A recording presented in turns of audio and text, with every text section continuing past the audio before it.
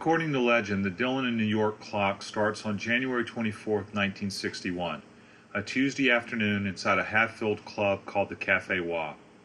What and how long Dylan performed is open to debate.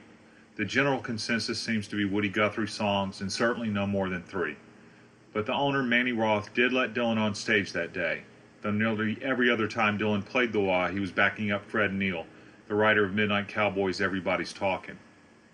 There's a line in Dylan's Talk in New York, one of just 2 originals on his self-titled debut, where he sings that he was blowing his lungs out for $1 a day.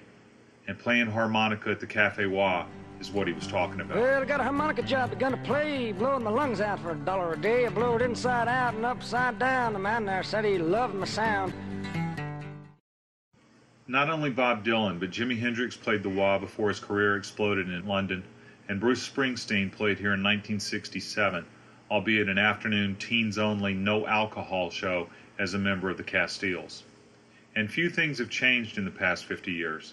Sure, the layout's different, but it's still the same building in the same location. It's always been right here. You see the pictures. It's always been right on this corner. It's always been that front door right there.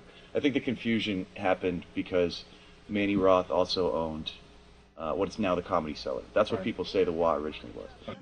Supposedly even the floor is the same, laid down by the bar's owner in 1959, 2 years before Dylan first arrived. He's raving about he loved my sound. In February of 1963, Susie Rotolo, wearing a coat so heavy that she thinks she looked fat, and Bob Dylan, wearing a coat so thin you can tell that he's cold, walked northeast on a slushy Jones Street towards West 4th. If Dylan was looking up instead of down, he could see the Music Inn and Alan Block's sandal shop. The pair, of course, were photographed. The photo shoot is why they were out that day. And the resulting image became one of the most iconic album covers of the 1960s. Because of Dylan's connection to West 4th Street, over the years many have mistakenly assumed that that's where the couple were walking. And fire escapes and parked cars and snow on the ground, pretty much everything in the picture that's not Dylan or Rotolo, generally do little to help identify. But if you look over Susie's left shoulder, the right side of the album cover, you'll see a building that's lighter than the others. This is 9 Jones Street, and there's a very distinctive diamond pattern across the building's facade that appears in similar images from the same photo shoot. And that's why we don't have to depend on 48-year-old memories to determine location. That's how we know they were walking on Jones Street.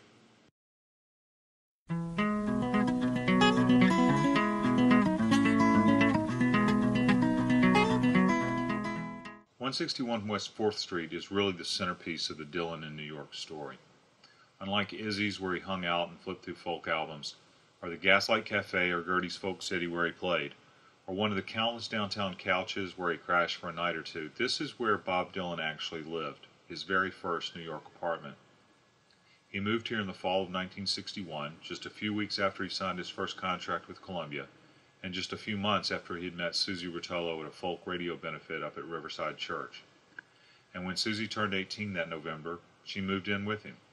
They lived in a small 2-room space on the top floor in the back, facing not West 4th Street, but the alleyway behind 6th Avenue.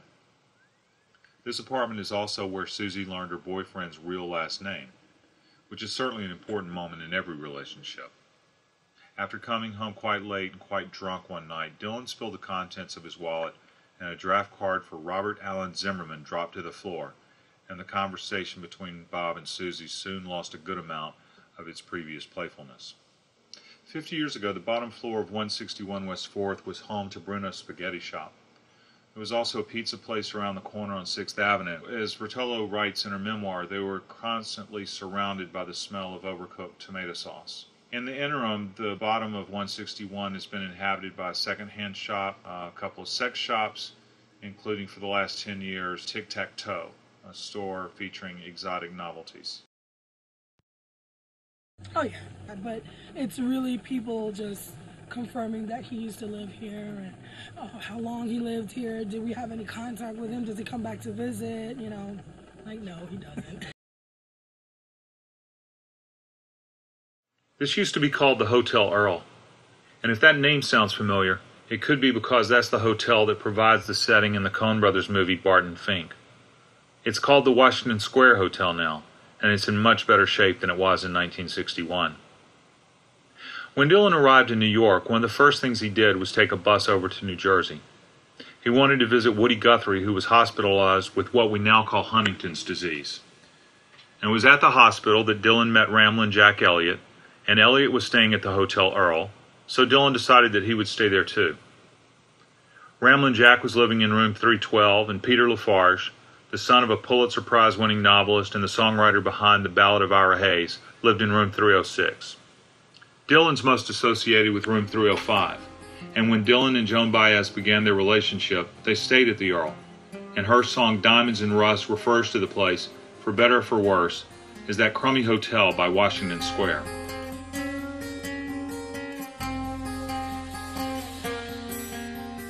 Even without Bob Dylan, the Washington Square Hotel is probably second only to the Chelsea in terms of rock and roll history in New York. At the northernmost end of McDougal, a block north of Washington Square Park, used to be the 8th Street Bookshop. But the main reason that the 8th Street Bookshop is important to Dylan fans is that this is the place where Allen Ginsberg and Bob Dylan first met.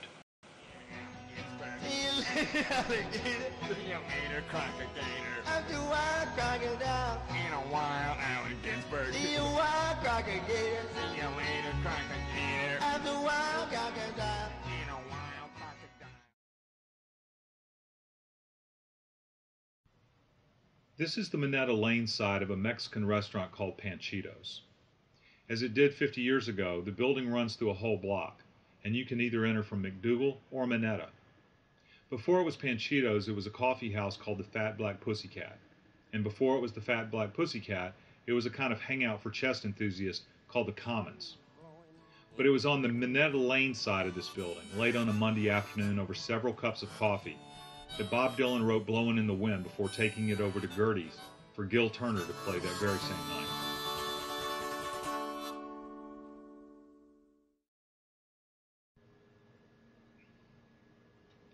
We're at the corner of Thompson and Bleecker, specifically 160 Bleecker Street, and that sign up there is all that's left of the Village Gate. Now, to the best of our knowledge, Dylan never performed at the Village Gate, but he did have a friend, Chip Monk, who lived underneath in a basement apartment. And so in September of 1962, somewhere near where CVS now stores their generic cold medicines, Bob Dylan wrote "A Hard Rain's Gonna Fall." The basement bar called the Alibi Room has been through a number of changes, but in the early 60s it was called the Gaslight Cafe. It's referred to as a basket bar, meaning performers had to pass a basket in order to collect tips from the audience. And the Gaslight didn't serve alcohol, so in between sets the musicians went upstairs to the old kettle of fish in order to drink. Dylan played here early and was recorded often. The Gaslight was the first place he ever played Masters of War. And in 2005, Columbia Records co-opted an old Dylan bootleg they called Live at the Gaslight 1962. The disc contained 10 songs, including A Hard Rain's Gonna Fall, written around the corner in a basement apartment on Bleecker Street, and Don't Think Twice, It's Alright, inspired by a heartbreaking separation from his girlfriend Susie Rotolo. And then they sold it exclusively at Starbucks. Just 2 spots on this block of McDougal Street, the Cafe Wa and the T-shirt gallery, outwardly reveal a Bob Dylan connection. The Wa, of course, is the place where this all started. The T-shirt gallery can't lay any claim to history itself, but it's in between the old Gaslight, the old Kettle of Fish, and Izzy Young's Folklore Center. There was a lady, she was in, let's say, mid-50s, and she stopped by and said, oh, Bob Dylan, blah, blah, blah, here and that. And here's the leaf from the Bob Dylan garden, because by that time she went to the backyard of the McDougal apartment, Wow. which is some kind of garden whatsoever. I don't know if it's abandoned or in the back. Yeah, and she picked it up, and when she saw the T-shirt, she thought that he is also a big Bob Dylan fan, so she shared with him.